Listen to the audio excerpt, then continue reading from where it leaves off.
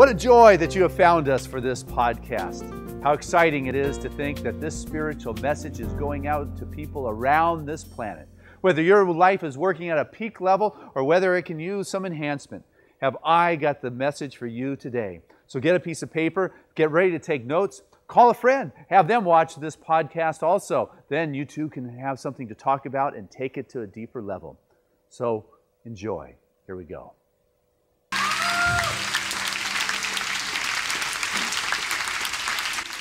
Hey, good morning, Seaside. What a joy it is to be back with you. Missed you, but had a wonderful time. But I know you're in wonderful hands. You had great singers, great speakers, great inspiration, that's for sure. And while I was gone, I knew the message I had to share with you was the last week of the Sacred Circles called Celestial Dawn. And for some reason, that title just filled me with a sense of wonder, the sense of the celestial, that which is extra, beyond, terrestrial, mystical, magical. Somehow the dawn, the beginning, just filled me as I was going through my times in Costa Rica, which is a magical place anyway, and I'm thinking about the dawn as the beginning of that magical, mystical something that is wonderful. And then as one begins to have that experience, you'll never be the same. As Esther was saying, you'll never be the same when you have entered into that kingdom. And remember, it says you cannot enter the kingdom other than by me. I am with you always. I will never leave you. That I, that God I, that divine I. It's not some historical figure from a couple thousand years ago. The man Jesus, what he did is he exemplified. He gave us an opportunity to see an individual who lived with such a connectedness that there was no separation. He who sees me sees who sent me. And so what it is saying is, be still and know that I am with you. I am with you always. Be still. Which is a great message for me to take through Costa Rica. Callie, Trevor, and I had a wonderful time there, but I still tended to wake up before anybody else in the household. I get up before the sun. And so that's perfect for the celestial dawn. Something is rising, and the house sits right on the sand. So in the front room, the sound of the ocean is waking you up in the morning, and in the back is the jungle. So you hear all these exotic birds going, and you hear the howler monkeys. Oh, wake up! It's okay. And I jump up, and most mornings I would go on out surfing, and there is a great surf break about 15 minutes from where we live, just above Tamarindo.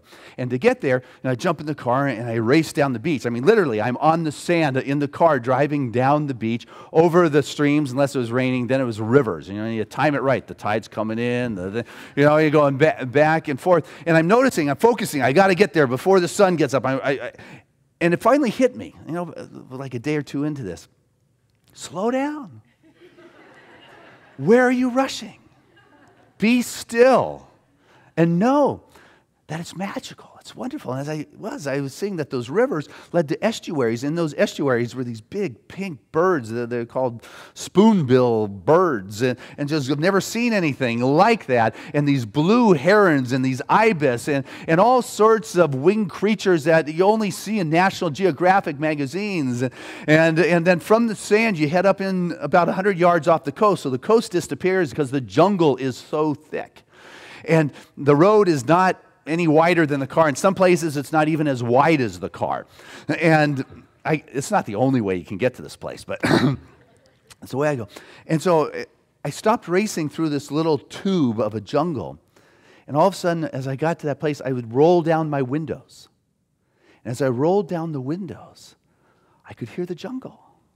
And it was only as I entered into the consciousness that was already there that I began to see those magical birds that made the exotic sounds.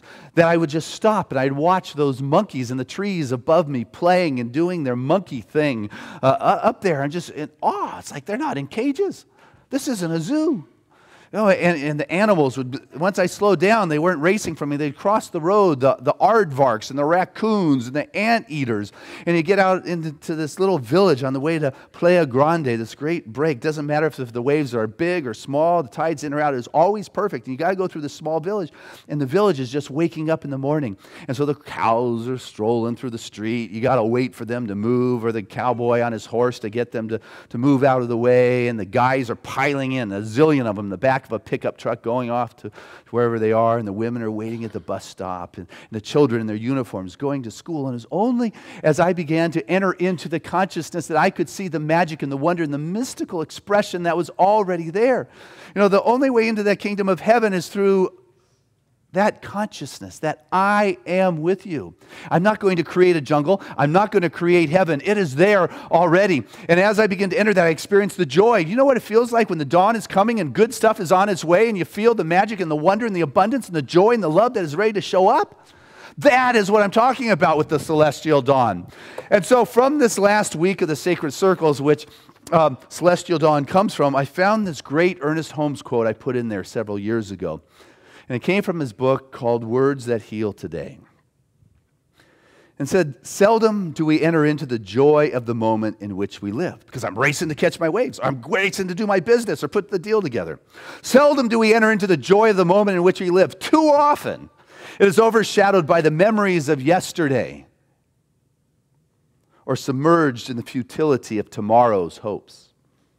The shadow of what was and what is to be clouds our minds, making it impossible for divine love to warm our hearts with that eternal light, which neither increases nor diminishes. That eternal light. It doesn't get brighter, and it doesn't get darker. It's there.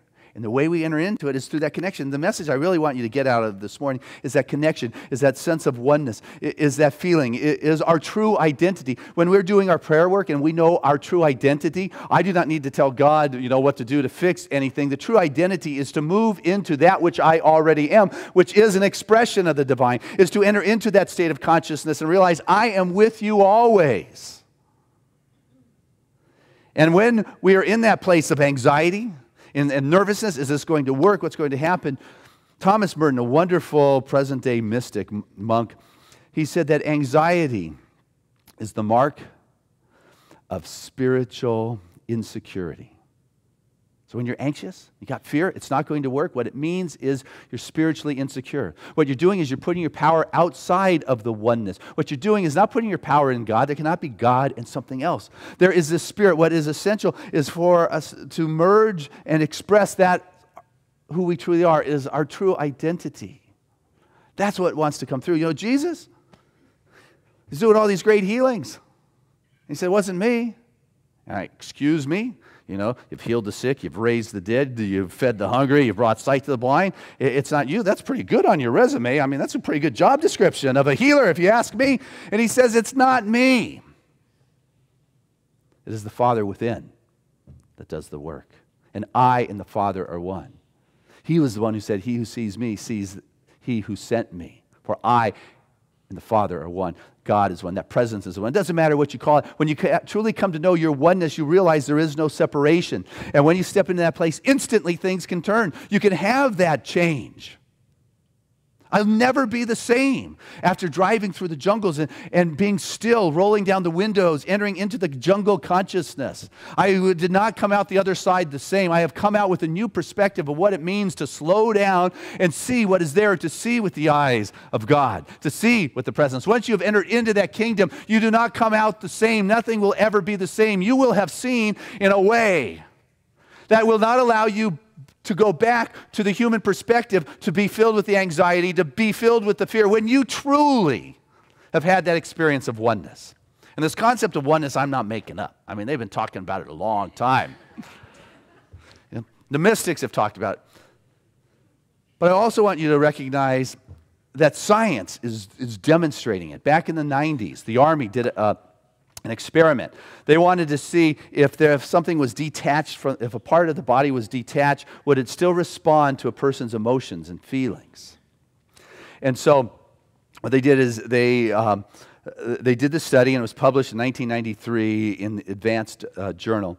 And what they did is they took DNA and cells and they put it in a container in a separate room, and they hooked it up to so they could measure the electronic response, whether it would respond. And they had the donor in a different room. And so to get genuine stimulus from the donor, they would show him films. They showed him graphic war images, exotic pictures, and comedy. And as he experienced the highs and the lows, the dips and things, there was instantaneous response to that part of his body, physical body, in another room, instantaneous. And the Army concluded their experiments with that. They said, okay, that's enough information for us. Maybe there is response.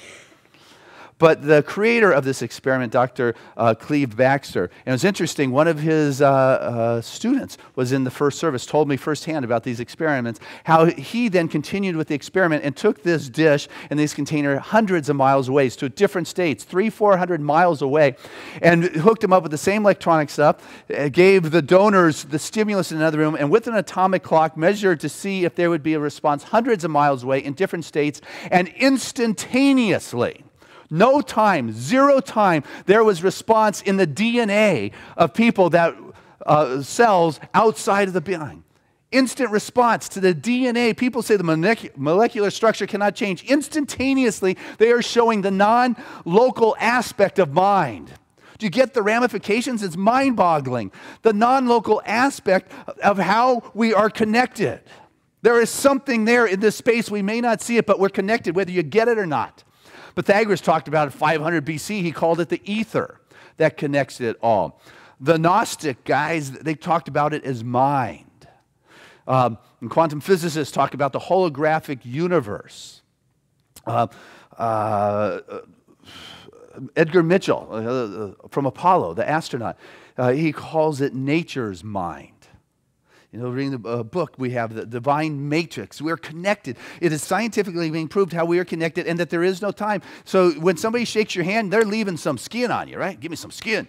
You know, they're leaving some DNAs, which means their emotions are affecting you. You ever shake somebody's hand and go, ugh? There's real stuff going on. So when you hug me on the way out, you better be feeling good when you leave here, because I got a lot going on. And I always do. You guys you're truly great. But what I want to emphasize here as we catch the dawn of a new way of being, that any moment it could be the dawn, whether I'm going to give my power away to the human thoughts and fears and anxieties, or whether I'm going to give up on that spiritual insecurity and know that there's only one, and it's God, and my true identity is wholeness, it's abundance, it is things working out gracefully and well. The choice becomes mine as the energy I put out into this matrix, into this field, this coherence that allows us to be connected. I saw a beautiful example. When Callie and Trevor and I were traveling in Costa Rica, we thought, well, Nicaragua, well, that's only a few hours away by bus. You know, we've heard it's kind of exotic. You know, we're not in enough third world. Let's go check out some more. And realizing it's different when you enter an country through the airport as opposed to driving a bus across a border in Central America. I don't recommend it. Well, you know, you're driving there and you get to the border and it's like long lines. And then they only have like one person. And we got buses and we got trucks backed up. And then they take you out and then they check things and they stamp your passport. And then you wait and then you finally get back in to go again. But that was only Costa Rica. Now 2 minutes later you're out of the bus again. It's Nicaragua. And you don't speak the language. And I didn't speak the language. And I didn't know what was going on. And it's hot and it's sticky and it's dirty. And the stuff they're serving for food around there, I don't recognize. I'm sure it's good. But, you know, it's not my comfort zone. And to add the edge to the whole experience, you know, because you don't know if they're going to, you know, take your wife. But now I got a 7-year-old son. And it's, you know, it's like that responsibility. And it's just praying. That's like not trying to change the situation, but let me see the kingdom of God here, please. Mm-hmm. But it was a wonderful place. The people were gorgeous. They were nice. They were kind. And we stayed in a town called Granada, which was a Spanish colonial, 16th century built. And their roads were not much wider than the jungle road that my car barely could fit on because they didn't have cars, you know, in the 1600s. And the houses are built right to the edge of the road, and all the living is done in the courtyards on the inside. But there's a lot of action outside, and the memory that just stays emblazoned in my mind and in my thinking is Trevor standing in the doorway of like the bus station or the hotel, and people are going by on the outside. And he had just been reading the Dr. Seuss books, and to think that I saw it on Mulberry Street, and about a kid who made up all these things. Well, there he was. And he's thinking, to think I saw it on Granada Street, but he wasn't making it up. The things, he'd see guys going down the street with the horse and cart because there aren't that many cars. Or the one that really cracked him up was a guy carrying a tire down the street on the top of his head. He'd never seen a tire on the top of a guy's head before. That was just hysterical, Dad, and people pushing ice carts. And he would just sit there watching, and to think that I saw it on Granada Street. And what warmed my heart was here he was just embracing the diversity of life that was going by. He wasn't judging. He was loving the uniqueness. Each little aspect brought him joy, the joy of the diversity, the joy of the uniqueness, the joy of the individual expressions. He wasn't saying, oh, this is too bad. Oh, isn't that sad? They should have a Mercedes. No. He loved the horse and carts. And that is the thing. Can you embrace the color? And realize that we are one, and each of it is a beautiful, unique expression and a piece of what makes up our world. Trying to move beyond a world without borders, which is part of the global heart vision. Can you really let go and embrace the differences that are there? Krishna, the wonderful Hindu god, the playful guy, the one who liked the music and played the flute and danced and ate and all sorts of fun stories. His life was about joy. The celestial dawn is about joy and playfulness. He said, hey, you can't see me with your present eyes. Therefore, I give you divine eyes, so you may behold my mystical opulence. I give you divine eyes, so you can see what is already there. So you can enter into that kingdom and realize that I am with you even before Abraham, that I am. Doesn't matter how you've messed it up in your life. I am with you still. I am still with you. Whenever you are ready to reach out, you'll realize there is no place to reach, but rather it is right there. And you come from that place of those divine eyes, the mystical eyes, seeing as God sees. And there's a power when you come from that divine place. We're taught to create goals. You've probably heard about you create goals and benchmarks and milestones, and you measure it along the way.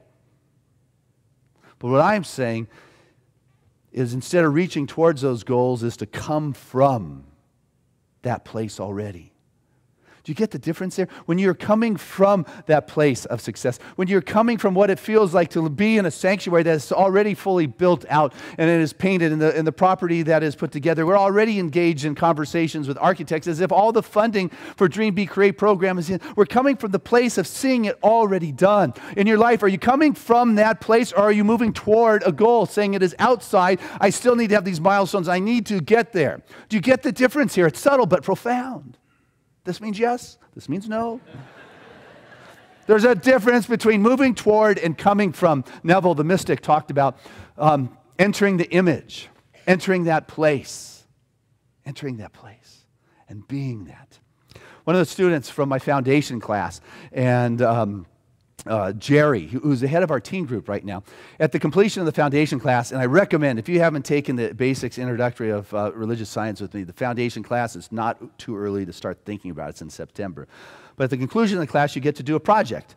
And the project is your choice. And he does martial arts. And so so his project was he brought in a bunch of bricks, mason bricks, a whole stack of mason bricks. And he set them up between two, and he was going to break through all of these bricks. And, he got himself psyched up, and he went through them all, snapped all these bricks in one great shot.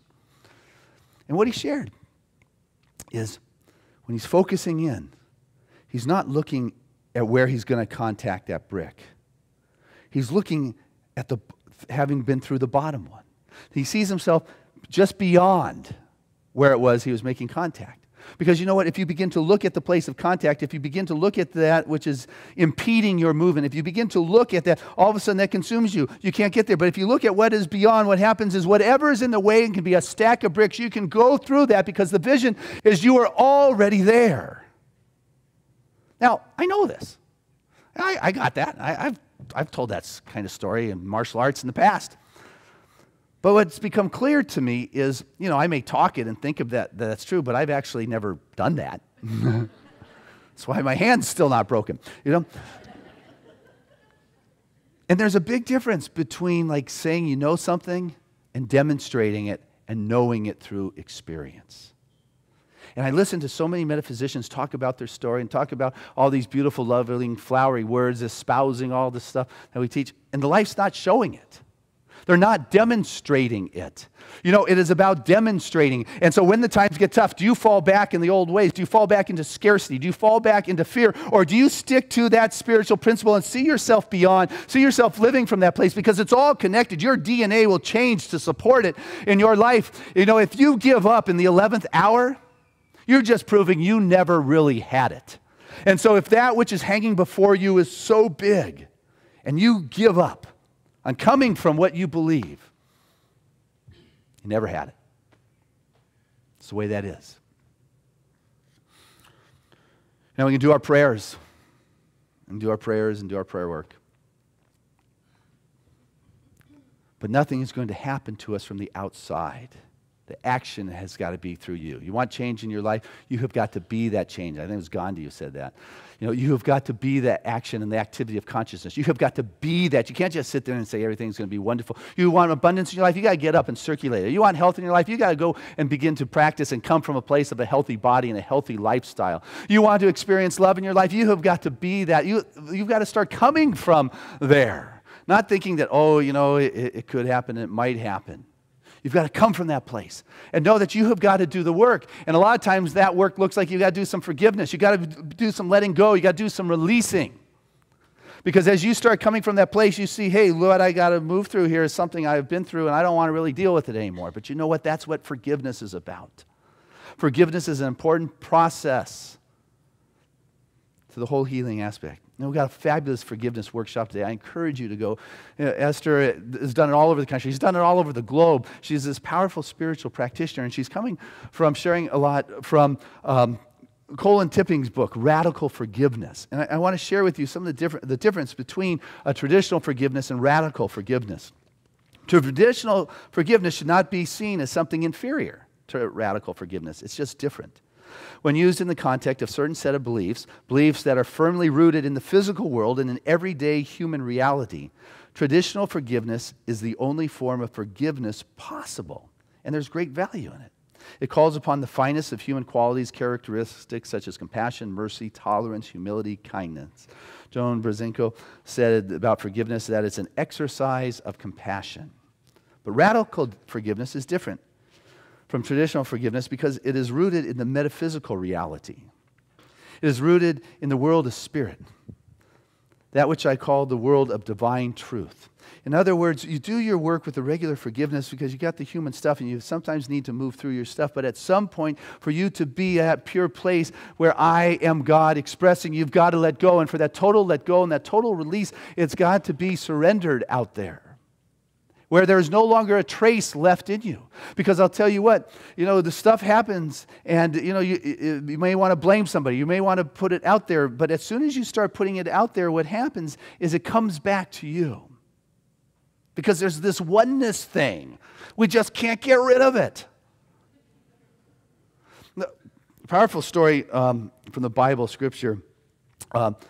Sapphira and her husband, right after Jesus' crucifixion, were banding together with the disciples because they were all being persecuted. And so, you know, they had to go underground. They had to, you know, protect themselves. They couldn't go back to fishing and their livelihood to pay for their way in life. And so they decided they would all pool all their resources, everything that all of them had, they would just put it into one big pool, and they would use this to support each other. And they gave it to Peter to watch over. And Peter saw that Sapphira and her husband, like, gave, but not all of it. And what Peter said to them is that what you have done to us, you've really done to God. Because there is no us. See, there's only spirit. And it then goes on saying in that moment they drop dead. So you really don't want to wrong God there. But the thing is, you may think you're doing something to a community or to a person, you know, just a little bit of out of integrity here, a little less than honest here, a little less than I don't know what that word was. It went. There's more there, I'm sure. But when you think you're doing it to a person or a community, you know, maybe I'm just not honoring my pledge, or I'm not honoring my word, or, you know, you're not really doing it to them. What you're doing it is to God, and God is clean. And so it's like a boomerang. You put it out there, and it's what comes back at you. You drop dead. You drop in your tracks. You get to see it. You get to experience it. And so as we do our prayer work, or as I do my prayer work, spiritual mind treatment, I don't pray for these things to be fixed or these things to be changed. The prayer is not for him, her, she, it, or some name outside there. What I want to do is to enter into that state of understanding their pure identity.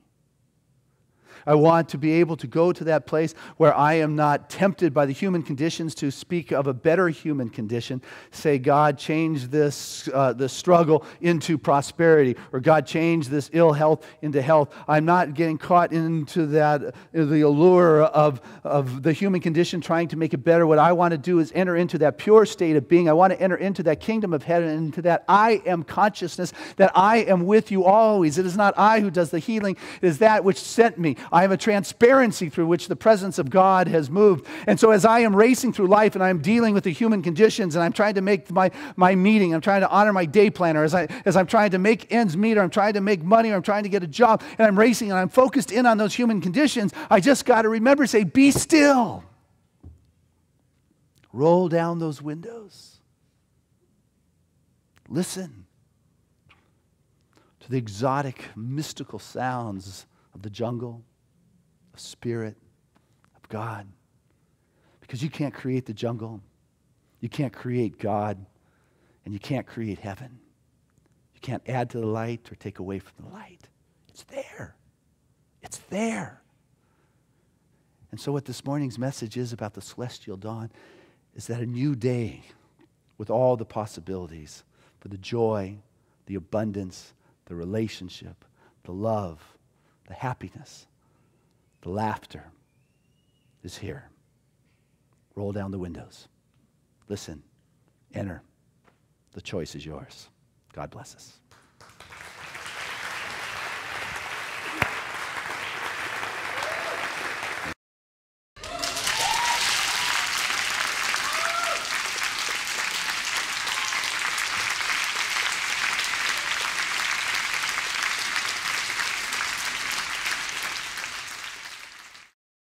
So I'd like to invite the ushers to come forward as we do take our gift from our heart. Again, with a lot of heart and soul and passion. Divine love through me blesses and multiplies all that I am, all that I give, and all that I receive. I am prosperous now. Hey, I trust you enjoyed that podcast. It was very exciting to be able to create that and to know that there are people like you all around the world that are observing and integrating these spiritual principles into their life. And so if you enjoyed it, what I'd like to do is encourage you to tell a friend or bring several friends together and watch another one of these podcasts, and then afterwards take some time to talk about the spiritual principles, to talk about the stories and what significance they have and relevance they have in your life. What then happens is it moves to a deeper and deeper level in your world. It becomes real and assists you to create the freedom in your life that your heart and soul so desire. So if you like this, I encourage you to watch it again, but also tune into our website here at seasidecenter.org. There, you can get some of my written material and take a look at it. You can read some of my spiritual prayers. You can even go to our online bookstore and order some of the books. And if you're so moved, what I greatly would appreciate is your financial support, which you could do online at seasidecenter.org. It is support like yours that assists us to be able to continue to do these kinds of gifts for humanity and send it out to the world. Because you know what? We are making a difference with this spiritual message. And because of support like yours, people are being touched in the farthest reaches of this planet, as well as our backyard, more than we could ever begin to realize. So I thank you from the fullness of my heart for making a difference.